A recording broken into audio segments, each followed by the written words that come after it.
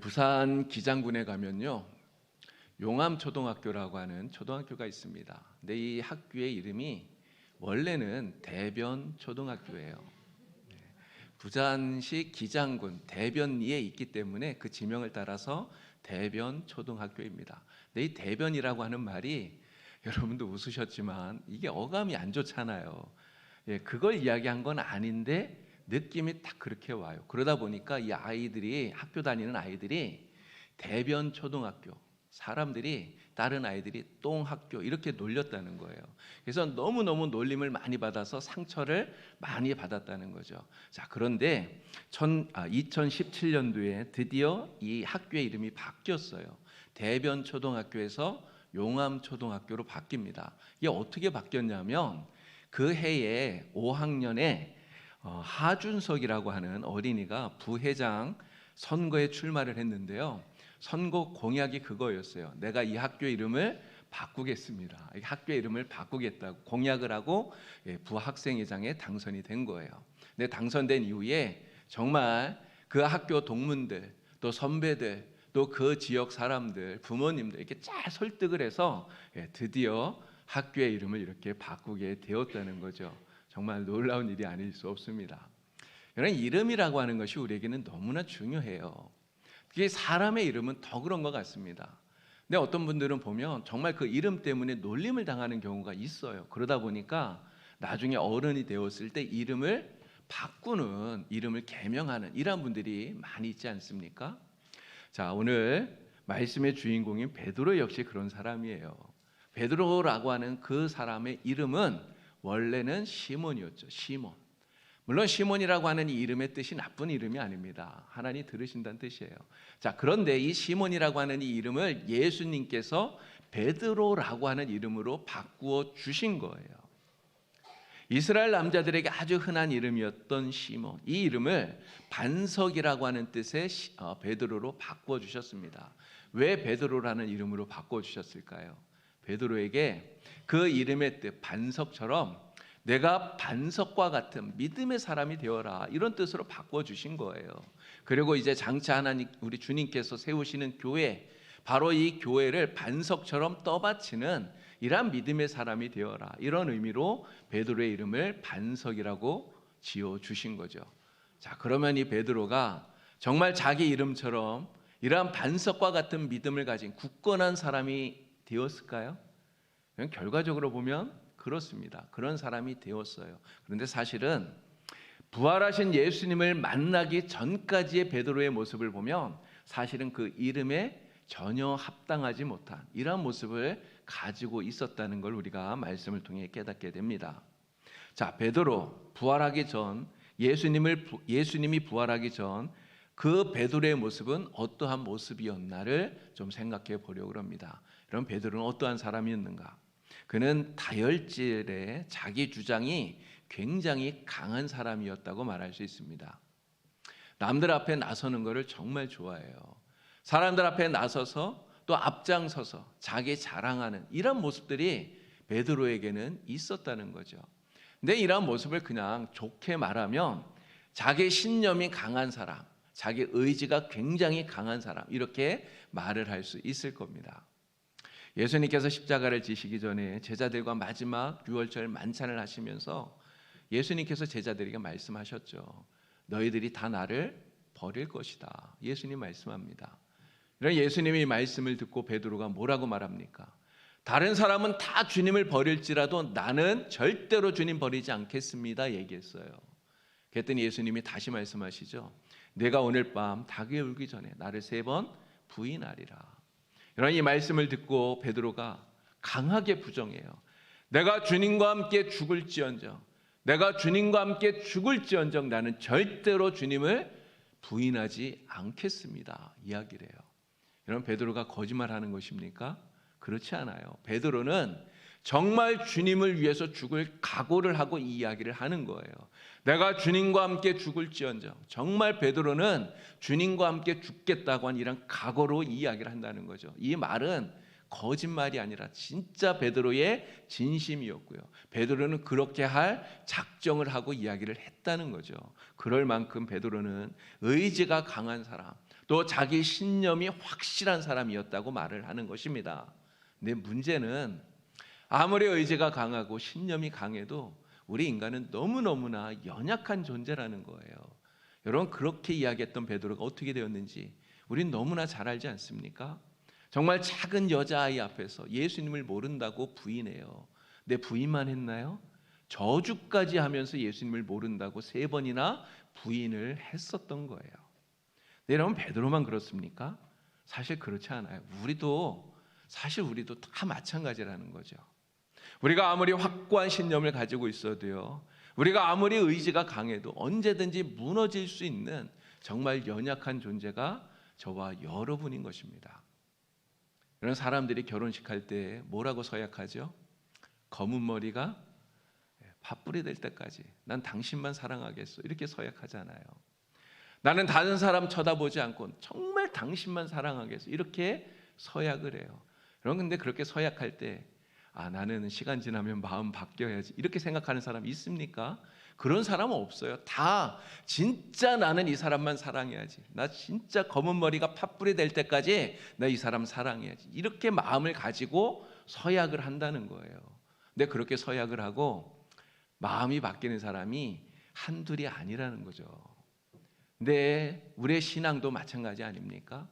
우리가 주님께 사랑을 고백해요. 우리의 믿음을 고백해요. 아무리 사탄이 나를 유혹해도 나는 그 유혹에 넘어가지 않겠습니다. 나는 오직 하나님만 진짜 섬기겠습니다. 이 믿음 결코 변하지 않겠습니다. 우리는 다짐을 해요.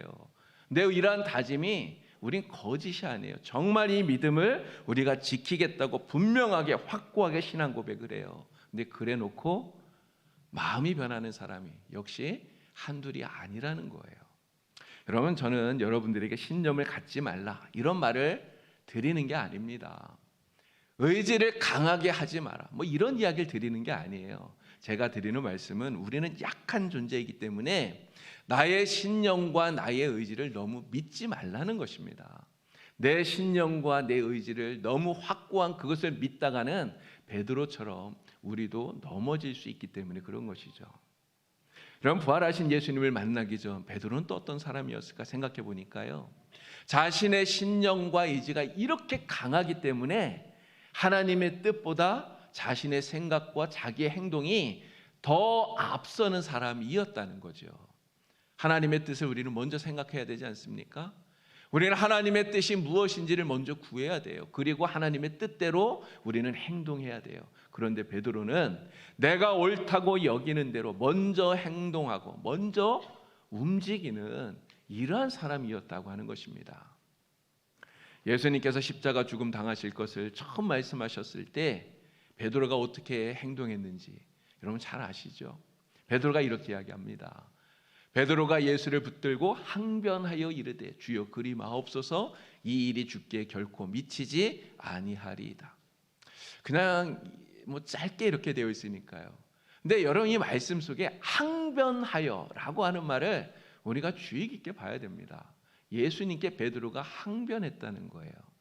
예수님 그러시면 안 됩니다. 그냥 이 정도가 아니라는 거예요. 뭐라고 말하는 겁니까? 아니, 예수님 도대체 이게 무슨 말씀입니까? 예수님이 죽다니요. 예수님이 죽다니 절대로 안 됩니다. 말도 안 됩니다. 예수님 그러시면 안 됩니다. 절대로 안 됩니다. 예수님을 그냥 자기 생각대로 말리고 있는 거예요. 그럼 베드로가 이 이야기를 할 때 하나님의 뜻을 생각했을까요? 왜 예수님이 이런 말씀을 하시는지, 하나님의 뜻이 무엇인지를 생각했을까요? 생각하지 않아요. 하나님의 뜻을 생각하지 않고요, 자신의 생각이 앞서니까 절대로 그러면 안 됩니다. 절대로 그러면 안 됩니다. 예수님을 항변하면서 말리고 있다고 하는 거예요. 예수님께서 겟세마네 동산에서 체포되실 때 베드로는 똑같은 그런 모습으로 행동합니다. 가룟 유다가 군병들을 이끌고 예수님을 체포하러 왔어요. 여러분, 그랬더니 베드로가 어떻게 합니까? 하나님의 뜻이 무엇인지를 찾지 않아요. 생각하지 않아요. 단순히 예수님을 체포되지 못하게 막아야겠다는 생각이 앞서는 거예요. 여러분, 그렇게 생각을 하니까 베드로가 어떻게 합니까? 품속에 있던 칼을 꺼내서 휘두르죠. 그래서 대제사장 그 종인 말구의 귀를 베어버렸던 거예요. 생각이 없으니까 이렇게 하는 거죠. 근데 베드로는 이렇게 하는 것이 주님을 위하는 거라고 생각을 했을 거예요. 그러니까 하나님의 뜻이 무엇인지도 모르고 자기 생각대로 먼저 행동을 하는 거죠. 자, 그런데 문제는 이렇게 하니까 실수가 많아진다는 거예요. 실수를 많이 하게 되는 것입니다. 그리고 하나님의 뜻에 어긋난 이러한 행동을 자꾸만 하게 되는 거죠. 그러니까 자기 딴에는 주님을 위해서 하는 거 아닙니까? 주님을 위해서 정말 내가 열심을 낸다고 하는데, 그런데 문제는 그렇게 하는 이 행동 때문에 결국은 주님께 책망받는 이러한 사람이 되고 말았다는 것이죠. 여러분, 이렇게 베드로는요, 반석이라고 하는 정말 좋은 이름을 가졌어요. 예수님이 이름을 주셨습니다. 그런데 그 말이나 행동을 보면 그 이름에 전혀 어울리지 못하는 이러한 삶을 살고 있었다는 거죠. 자, 그런데 베드로에게는 가장 큰 컴플렉스가 있습니다. 그럼 그게 뭡니까? 바로 예수님을 3번이나 부인했다는 거예요. 내 부인만 했나요? 저주까지 하면서 예수님을 모른다고 3번을 부인했어요. 그럼 다른 제자들은 어떻습니까? 다른 제자들도 다 도망갔어요, 사실은. 그런데 도망은 갔어도 다른 제자들은 그래도 부인은 안 했습니다. 근데 베드로는 부인만 한 것이 아니라 저주까지 했어요. 그러니 다른 제자들 앞에서 정말 면목이 서지 않았겠죠. 수제자라고 했는데 예수님을 모른다고 3번씩이나 부인을 했으니 여러분 얼마나 면이 서지 않았겠습니까? 제자들 앞에서 입이 10개라도 할 말이 없을 정도로 정말 부끄러웠을 거예요. 바로 예수님을 부인한 이 일이 베드로에게 있어서는 가장 큰 컴플렉스가 되었다는 것이죠. 자, 그러니 베드로가 어떻게 초대교회에서 정말 위대한 지도자가 될 수 있었습니까? 여러분, 갈라디아서 2장 9절 말씀을 보면요, 초대교회의 기둥과 같이 여김을 받는 3명의 지도자 이름이 나옵니다. 야고보, 그리고 요한, 그리고 베드로예요. 여러분, 이 베드로 정말 예수님을 저주까지 하면서 부인했던, 그래서 엄청난 컴플렉스를 가졌던 이 베드로인데 어떻게 이것을 극복하고 초대교회 안에서 기둥과 같이 여김을 받는 이러한 지도자가 될 수 있었느냐 하는 것이죠. 여러분, 무엇이 이것을 가능하게 했을까요? 바로 부활하신 예수님을 만났기 때문인 거예요. 부활하신 예수님을 만났을 때 예수님께서 그의 모든 실수와 허물들을 사랑으로 다 덮어주시고요. 그리고 면목이 없어서 정말 기가 죽어서 의기소침해서 넘어져 있었던 이 베드로를 주님께서 다시 일으켜 세워주시고, 그리고 내 양을 먹이라, 주님께서 다시금 그에게 사명을 맡겨주셨기 때문에 베드로가 이러한 위대한 지도자가 될 수 있었다는 것입니다. 여러분, 요한복음 21장 말씀을 우리가 읽었어요. 요한복음 21장. 여러분, 이 요한복음 21장은 바로 예수님께서 베드로를 진짜 베드로가 되게 만들어주시는 그러한 장면이에요. 부활하신 예수님께서 가장 먼저 막달라 마리아를 만나셨죠. 막달라 마리아에게 뭐라고 말합니까? 제자들에게 갈릴리로 가라고 전하라고 이야기를 해요. 그래서 제자들이 이 마리아를 통해서 들은 주님의 말씀대로 갈릴리로 가게 됩니다. 갈릴리로 가서 거기에서 부활하신 예수님을 만날 준비를 하는 거예요. 근데 주님을 기다리다가 베드로와 제자들이 뭐 하러 갑니까? 오늘 말씀 보니까 고기 잡으러 가요. 고기 잡으러. 자, 그런데 고기를 잡으러 갔는데 밤새도록 수고를 했는데 몇 마리 잡았을까요? 한 마리도 못 잡았어요. 한 마리도 못 잡았어요. 한 마리도 못 잡았어요. 밤새도록 수고를 했는데, 근데 그 아침에 정말 밤새도록 수고했지만 한 마리도 고기를 잡지 못한 이 제자들에게 예수님이 찾아오신 거예요. 예수님이 제자들에게 뭐라고 말합니까? 얘들아, 배 오른편에다가 그물을 던져라. 그러면 잡을 것이다. 예수님 말씀대로 했더니요, 배 오른편에 그물을 던졌더니 정말 큰 물고기들이 엄청나게 많이 잡혔어요. 153마리가 잡혔다고 합니다. 그물이 가득 찰 정도로 많은 고기를 잡은 거예요.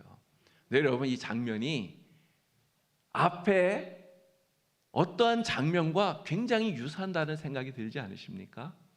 바로 예수님께서 제자인 베드로를 처음 만나실 때, 베드로를 제자로 부르실 때 그 장면과 너무나 유사하다는 거예요. 그럼 베드로가 예수님의 지금 말씀대로 오른편에 그물을 던져서 많은 물고기를 잡았을 때 무슨 생각이 들었을까요? 자기를 처음 부르시던 그때 그 생각이 났을 거예요. 여러분, 그 밤에도 그들은 밤새도록 고기를 잡았지만 한 마리도 고기를 못 잡았었어요. 근데 그 아침에 주님이 베드로에게 오셔서 말씀하시지 않았습니까? 깊은 데로 가서 그물을 내려라. 그래서 예수님 말씀대로 했더니 그물이 찢어질 정도로 엄청나게 많은 물고기를 잡았던 거예요. 그래서 지금 베드로는 정말 그 많은 물고기 153마리의 이 그물에 가득 차 있는 이 물고기를 보면서 바로 자기를 처음 제자로 부르셨던 바로 그 첫 만남이 생각이 나는 거예요. 그러면서 무슨 말씀이 떠올랐을까요?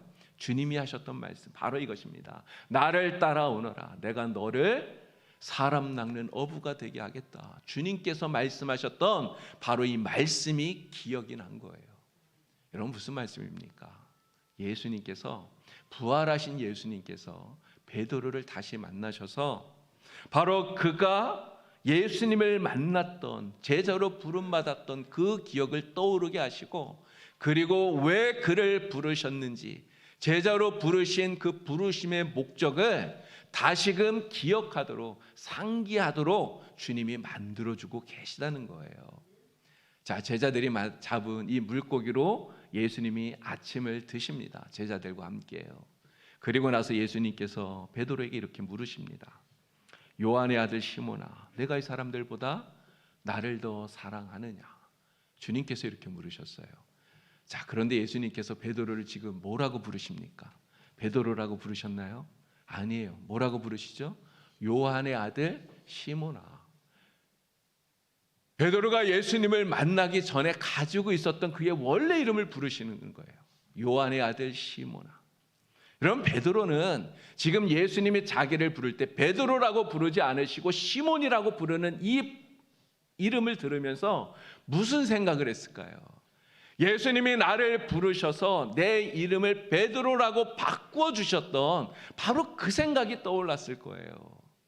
그리고 베드로라고 하는 그 이름이 가지고 있는 의미, 반석 아닙니까? 반석과 같은 믿음을 가진 사람 되어라. 주님께서 그러한 의미로 베드로라고 이름을 주셨는데 내가 반석과 같은 삶을 살지 못했구나. 정말 내가 반석과 같은 베드로가 되질 못했구나. 이런 생각이 들어서 정말 주님 앞에 너무나 많이 부끄러웠을 거예요. 자, 그런데 주님께서 뭐라고 물으십니까? 내가 이 사람들보다 나를 더 사랑하느냐? 주님이 이렇게 물으셔요. 여러분, 예수님이 이 사람들보다 내가 더 나를 사랑하느냐 물으시는 이 물음 속에서 여러분, 베드로는 무슨 생각 들었을까요? 그 마지막 만찬 자리가 생각이 났을 겁니다. 너희가 다 나를 부인하리라. 주님 말씀하셨을 때 베드로 뭐라고 대답합니까? 주님, 다른 사람은 다 살아 주님을 버려도 나는 절대로 주님 버리지 않겠습니다. 다른 사람은 다 주님을 부인할지라도 나는 절단코 주님 버리지 않겠습니다. 이야기했어요. 나는 다른 사람들보다, 여기 있는 모든 사람보다 내가 주님을 더 사랑합니다. 베드로는 그렇게 이야기했어요.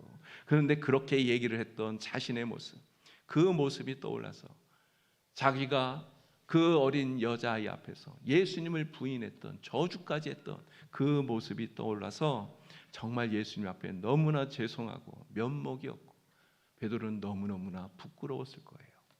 자, 그런데 예수님께서 베드로에게 내가 나를 사랑하느냐 3번을 묻습니다. 3번을 물어요. 베드로는 예수님을 3번 모른다고 부인했습니다. 그런데 예수님은 내가 나를 사랑하느냐 3번을 물으셔요. 이런 예수님께서 왜 3번이나 내가 나를 사랑하느냐 예수님 왜 물으실까요? 그 물으심 속에는요, 바로 예수님을 부인했던 베드로의 잘못과 허물을 다 용서하시는 주님의 사랑이 담겨 있는 거예요. 예수님께서 이렇게 말씀하시는 거 아닙니까? 너는 나를 모른다고 부인했지만 그래도 나는 너를 사랑한다. 너도 나를 여전히 사랑하고 있느냐? 주님이 물으시는 거예요. 3번이나. 그렇게 하시면서 예수님을 3번이나 모른다고 부인하고 저주까지 했던 베드로의 그 허물, 그 잘못, 그 모든 것들을 주님은 다 용서해 주시는 거예요. 그렇게 함으로써 이 베드로의 마음속에서 정말 주님을 향한 그 뜨거운 사랑, 이 사랑이 다시금 회복되도록 만들어 주시고 계시는 것입니다. 그래서 의기소침해서 넘어져 있었던 이 베드로를 주님이 다시 벌떡 일으켜 세워 주시는 거죠. 자, 나를 사랑하느냐? 주님께서 이렇게 물으시니까 베드로가 뭐라고 대답합니까? 여러분, 예전 같으면요, 정말 베드로가 정말 큰 소리로 내가 예수님 사랑합니다, 다른 사람들보다 난 더 사랑합니다 얘기했을 거예요. 근데 예수님이 이렇게 물으시는데 베드로 뭐라고 대답합니까? 정말 겸손하게 대답해요. 아마 기어 들어가는 목소리로 그렇게 대답했을지 몰라요. 주님, 그러하나이다. 내가 주님을 사랑하는 줄 주님이 아시나이다.